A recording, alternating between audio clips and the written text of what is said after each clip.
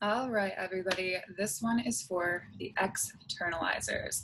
Externalizing kids are kids that tend to have big reactions. They're expressing their emotions, they're letting their feelings be known, they are behaving in ways that often build punishment or reaction from adults in their lives. So, internalizers, on the other hand, are more easygoing or passive and are less likely to trigger the caregiver in ways that feel big. So, for guiding a child who tends to externalize emotion, there are a few things that we can do to support. And questions that I receive are what to do or what to how we can react or how we can respond in ways that are helpful.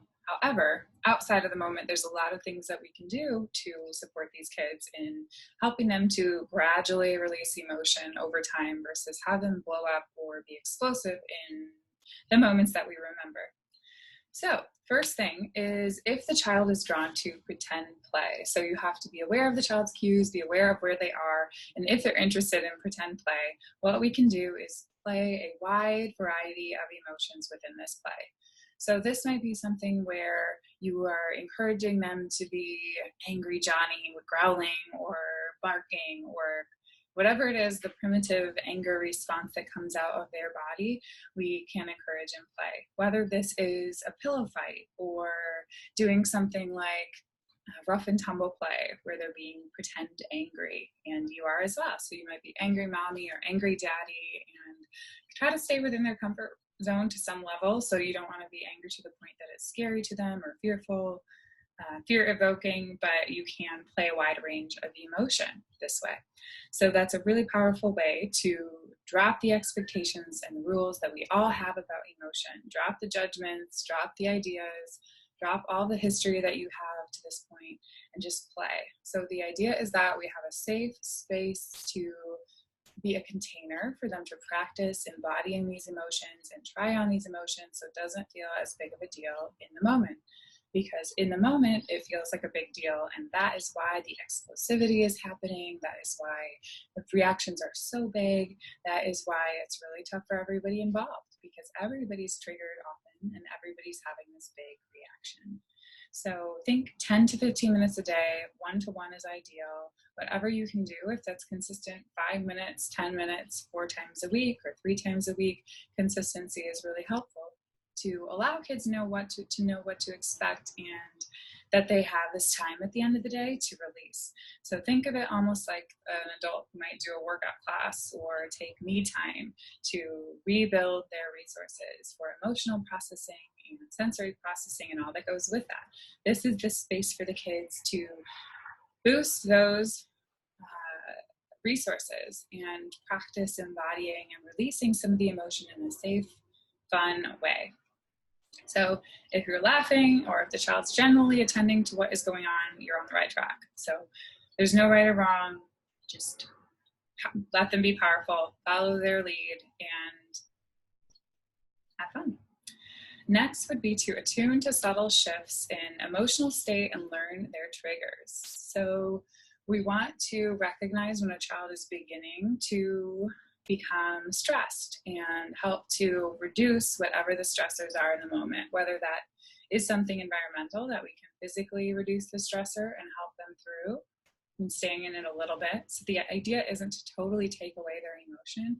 The idea is to be present with them through that trigger, through that emotion in a way that they can feel empowered and confident, but not over the top stress. So we want to stay in this middle range of regulation or stress that is regulated and alert and just a healthy amount of stress. So versus this really stressed zone where the brain isn't changing because they're in fight or flight mode.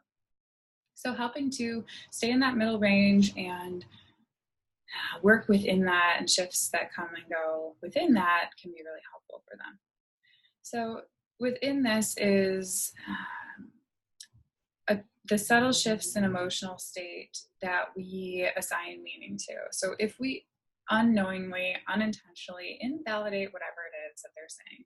So let's say they're feeling stressed because they're really hungry and lunch has a long line, you're out to lunch, and they're tired of waiting. So if we say, don't worry, Johnny, lunch is almost, we're 5 minutes away, it's not a big deal, then his stress, because we are invalidating or not recognizing the experience in his body, his stress is likely to go up. So validation dissipates the emotion or helps to integrate the emotion, helps kids to make a meaning of it. So if we can say, oh, I know this line is so long. I wish it was only like we were the only ones in line, or start to think about something else, or start to develop some reciprocity around them. What do you wish? And if they can't go there, maybe they're beyond that level of stress where they can be back and forth and reciprocal. But the idea is to catch them within that gradual shift and develop some back and forth, develop some connection or relationship around it, and honor it, validate it, instead of unknowingly and totally unintentionally invalidating their experience at the time. So in this is don't assign meaning to it. Don't say, oh, I have raised this super impatient, bratty child, or whatever it is that's going through our heads in the moment. We want to think about and question, because those things will go through our heads, because that's our own triggers and it's our own stuff showing up. And we want to question that and not assign meaning to the child. So don't let it get to the child is the goal. Not to say it won't, but the goal is to work on keeping our triggers our own and letting their own stuff be their own stuff. Next is to avoid teaching at any time. So I say this for kids that like to be in control, they like to feel powerful, and often kids that have these big reactions and externalize feel very powerless because they know what they should be doing deep at the core, they want to please often, and they're having a really hard time. So they feel powerless in their body and they feel like they don't have a lot of control because they're working with their brain development in a way that it's making it really tough for them to control these big impulses. So avoiding teaching is a way to separate that power and control dynamic from us and them. So when we teach, we are being a leader, we're being kind of the power authority figure in that moment. And whether or not it's intentional, it can come off that way. So if they're doing something and you tell them to do it a different way, or you think it's helpful to show them a better way to do it, then we want to question those things, because that can contribute to their sense of powerlessness or contribute to their sense that they don't have the empowering tools within their body to make things happen. So instead of teaching, you might guide, you might present options, you might say, I wonder, oh, you did it that way. I wonder what happened if, you can say, I wonder, or use less direct ways of teaching, but really the idea is to follow their lead, think that there's no right or wrong way, and trust that they can do it. So let them be helpful. Give them or request their help for things. Request, what would you do next? Or could you do this side and I'll do this side? Or I wonder how you would do it. I would probably do it a totally different way. So we want to see them in the moment again and again throughout the day. And this is all about involving and engaging them in a really helpful way to relationally connect, but also let them feel that power within and let them figure out their body and mind and how it all works together. And we're just there as an observer and a guide, and less of that power and control figure that is so often in their lives. Next would be to, for consistent physical interactive play. So this is where we want to do rough and tumble play, pillow fights, horsey rides, where they're riding on your back and throwing them around in a safe way, of course, whatever they're into. So we want to combine the emotional connection and relationship with play, and again, follow their lead and expand. So it's not about us coming in with our ideas and controlling the play and teaching how it should go and all these great ways we know how to play. It's more about following what they're interested in, because play is often where their interests can manifest. So we can see those and use them in a really helpful way to release energy from the body. So all that build up, sensory motor overflow, the emotional stuff that gets built up throughout the day has a chance to exhale and be. Next is to set clear, compassionate limits that make sense early, often, and when you have space to be present through whatever emotions arise. So the idea behind this is that we're building a muscle of regulation. We want to give moments for them to practice. So if we are expecting them to practice regulation in these moments that are super heightened, where they're stressed and they're really having these big body experiences, it's really setting everybody up for a really tough time. So instead, what we can do is to practice setting clear, compassionate limits that make sense all throughout the day. So this might be something like, no, right now we can't have a snack because,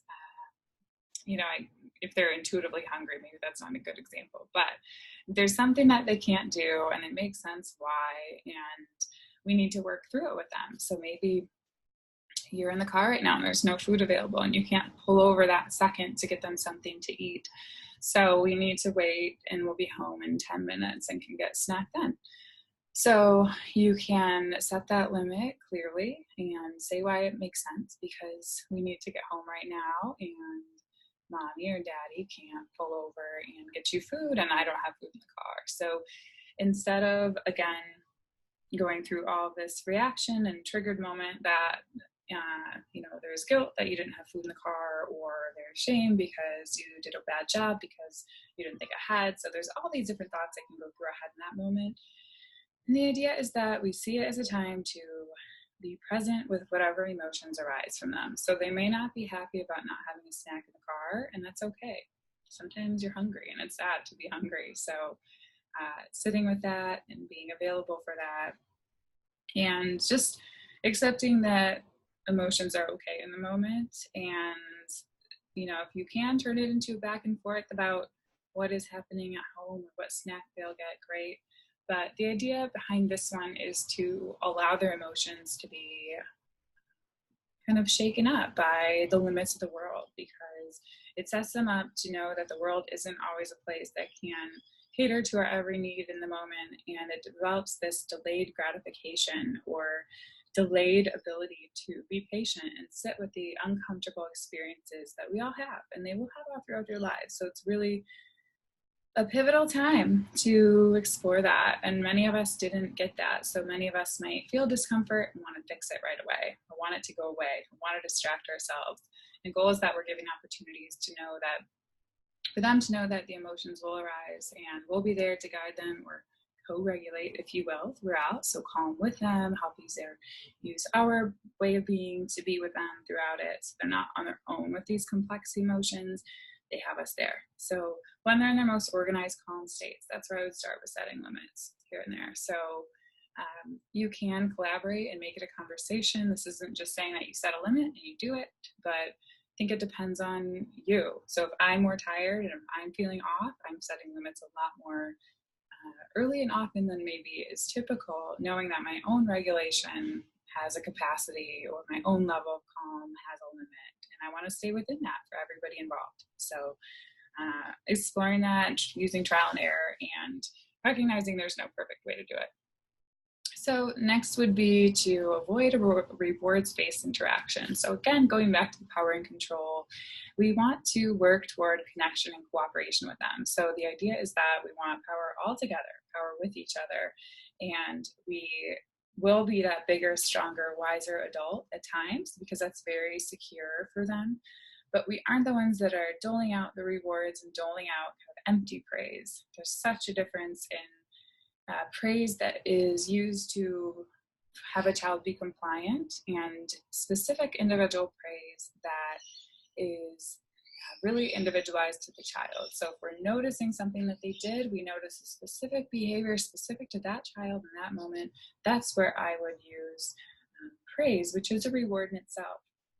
Rewards-based interaction would be something like, if you're good at school today, you can get cookies when you get home, or whatever it is that the reward is. So the idea is that if these kids are having a really hard time at the core, and if it is really hard for them at a neuroscience level, so brain capacity level to control their emotions and control their bodies, then they're telling us that they need help with that, and they need a guidance, and they are doing the best that they can, and we can trust that. So whether their behaviors are to test a limit about the world, or if they're really behaviors that are out of their control, then us putting a reward on that is creating to the shame and guilt pool that they have within. So if they're really doing the best that they can, even if it doesn't seem like it in the moment where they're triggered and they're stressed and they're in survival mode and they're acting out in these big ways, then it contributes this like, oh, I'm trying the best I can and I still keep messing up.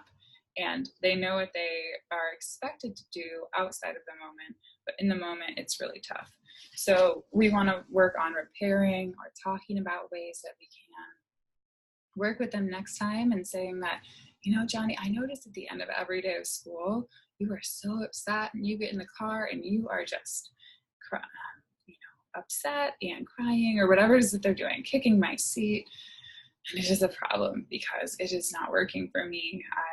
I can't take that, and I can't. I don't want to say take that's the right answer, but we need to figure out a way together to get through this. So I wonder what's going on. I wonder what helped you. I wonder how we can make this better. I wonder what you're feeling like in your body. I wonder what you're feeling like with your emotions. And just I wonder statements can show that we are with them, we're on their team, we're on their side. We are not this power control figure that is wanting them to behave this perfect way that society expects.